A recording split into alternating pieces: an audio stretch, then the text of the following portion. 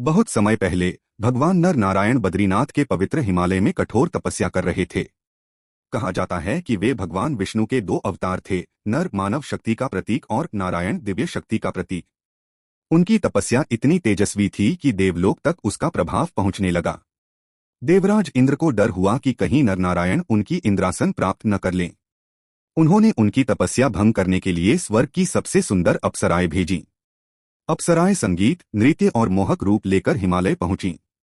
लेकिन नर और नारायण शांत भाव से ध्यान में लीन रहे। उनकी तपस्या जरा भी नहीं टूटी। तब नारायण मुस्कुराए और अपनी जांघ से एक दिव्य स्त्री को प्रकट किया। वह इतनी सुंदर थी कि सभी अप्सराएं भी उसके सामने फीकी लगने लगीं। उस दिव्य स्त्री का नाम था उर्वशी। अप्सराएं आश्चर्यचकित रह गईं। उन्हें समझ आ गया कि नरनारायण कोई साधारण तपस्वी नहीं बल्कि दिव्य अवतार हैं। वे तुरंत स्वर्ग लौट गईं और इंद्र को सारी बात बताई। यह सुनकर इंद्र को अपनी भूल का एहसास हुआ। वे स्वयं नरनारायण के पास आए और उनसे क्षमा मांगी। नरनारायण ने विनम्रता से उन्हें क्षमा कर दिया।